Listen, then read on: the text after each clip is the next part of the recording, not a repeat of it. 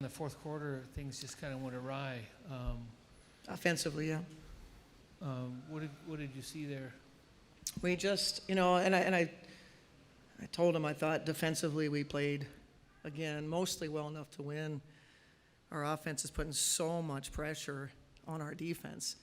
We make one mistake and they score, and it just hurts you so bad because we're not coming back at people and really challenging. I mean, this isn't – Indiana's not a team that's hung their hat on their defense to this point. And so our two-point field goal percentage killed us. I thought some of our attempts were, and some of the turnovers at costly times, it really hurt us.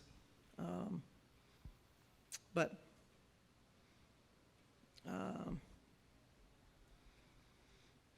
overall, I think the stuff that we did, we don't really know else what we could do action-wise. We need feedback, right? So get a little more pressure in the paint, a little more pressure on the rim. I thought Dorica had some good moments in the second half. Watch it back. I'm not sure if we're going to love that we were small. Maybe we should have stayed big and get a little more pressure on the inside. But analytics during the game showed us that we were better small, so we did it. You guys up 7 entering the fourth, and 2 threes. And they started the fourth with their starting backcourt. I thought that was an interesting decision on their part. First few minutes of that quarter really kind of changed the whole tenor of the game.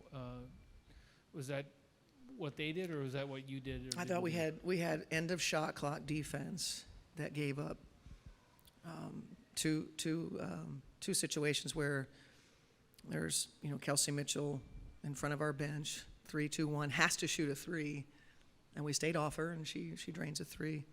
I think it was Kelsey, and then it was, I believe, Katie Lou. End of shot clock. Our 101 closeout, let her go right around us, and she gets the easy basket, and that sort of changed things for them. So I don't necessarily know it was a lineup or anything like that. I just think it was just, again, we're because our offense has been a challenge. Last game, this game, we were good in LA, but if you go back a little bit before that, it was really since the Commissioner's Cup, our offense has not been really all that elite. Lots of threes in there, lots of 30% level games, and that's hard to win in this league, no matter where you're playing.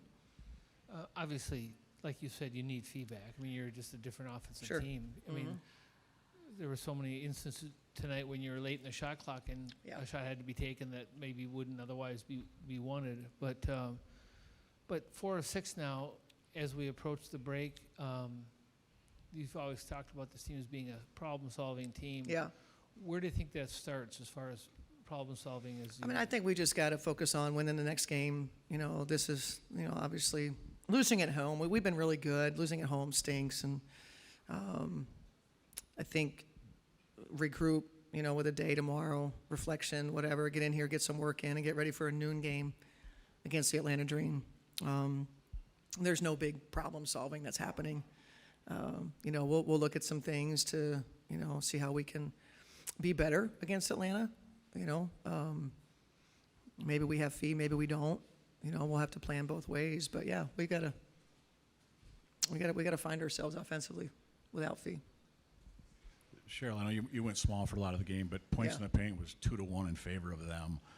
Is there anything particular in that, or is it just simply a size matchup? We don't get in the paint is the biggest problem, right? So we can't negate that. I mean, the second chance points were even at half, thankfully, because they had 20 points in the paint in the first half, and 10 of them were second chance points. I thought we did a little better in the second half, but let me give them credit. The paint, they did a nice job in the paint. Yeah, they're a team that can play both. I mean, they were in the paint and they shot threes, 29 threes. I mean, so, I thought they played well. Obviously it was a passionate game for both teams. But we out second chance points them, 17-14. Really concerning that we had 9 fast break points in the first half, and we finished with 9 fast break points. So, we're a team that's we got to get those extra points. If we do our normal thing and we get our 17, 18 fast break points off our defense, then maybe we're looking at something different right now. Cheryl, are you seeing any lessons or revelations for these players about playing without Nafisa these past few games that might perhaps pay off in the second half, just learning how to play Yeah, without I their- mean, you think, especially because we have to sub for Fee, right? So I think more with, like, if we can get Fee off the floor more, we get on the other side of the break, and, when she's sub 4, I think we're probably learning, do's and don'ts. I thought Dorca's minutes in the second half were definitely good. We got to get Lan playing back to the way that she was in terms of what she's thinking about in terms of stretching the defense, and then if to get a long closeout, drive it. Those are some places we could look to. But I think, what are we learning? The hard lessons probably, that could help us down the road.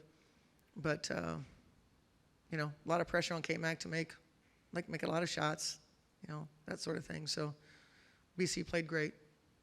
Some of the 2-point attempts were a little rough, but yeah, I think we're learning different things, lineups wise, things that we don't like, things that work, small ball versus not small ball. That hopefully will help us down the road. Cheryl, just a quick clarifying question. When Caitlin got that check, was it because she kind of got Chechi in the face, or what was that? Yeah, so it's called a flail. When the whistle blows, it's a dead ball. And so after, when there's contact it's a flail, whether you hit him in the face or not. It's a flail if you make contact. It's a technical because the clock is stopped. Coach, you talked about people needing to step up with Fee out, but Bridget's been playing really well. She has, yeah. Can you just talk about what you've seen from her on both ends as far as rebounding and finding her shot as well? Yeah, guarding different positions.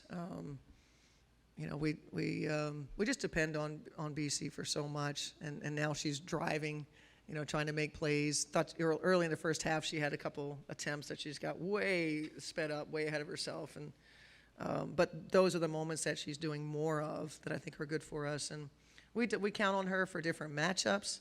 Guard the post, go switch out, go guard Caitlin. Like every game, there's things that we ask her to do, and she just does all of it. And obviously her shooting has been really special for us.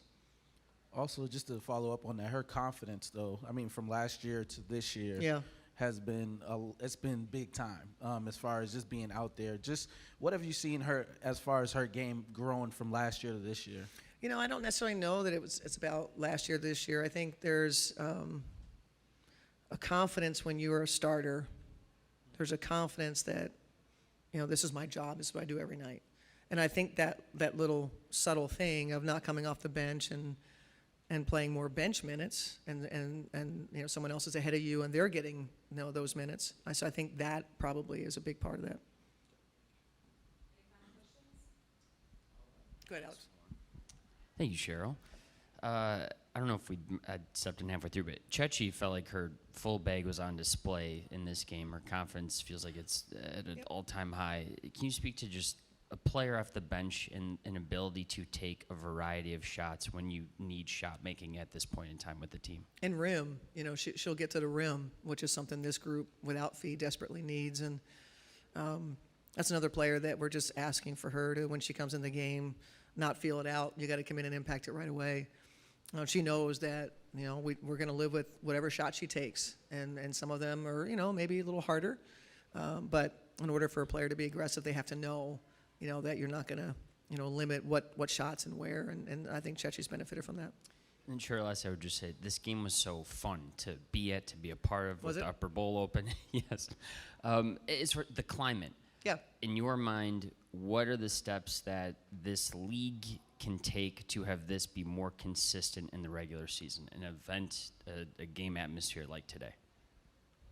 I don't know that I quite understand the question in that everybody knows that the reason why our teams around the league are having sellouts are because Caitlin Clark and the Indiana Fever are coming to town. Angel Reese has impacted their attendance at the Chicago games, I suspect on the road as well. So what the league can do is be ready to capitalize on the moments.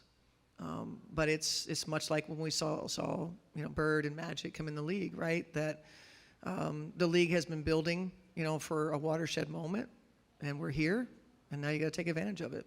And it's beyond just kind of saying, okay, well, the Indiana Fever are coming and they're selling out and you're just sitting back and watching it. How other ways can you monetize and capitalize on it? That's obviously a business, layered thing, but that's how I think you could capitalize. One last question. You still had a pretty high assist rate today, 20 and 27. Yeah. But it just seems, watching, that there's more dribbling and less ball movement going Yeah. on. Would you agree with that?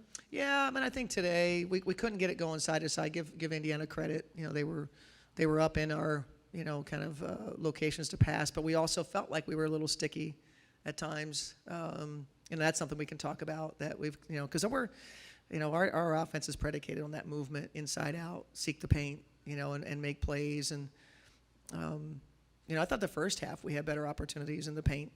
And then, then we sprayed it out to the 3 when it was necessary. But, yeah, I agree with that probably a little sticky.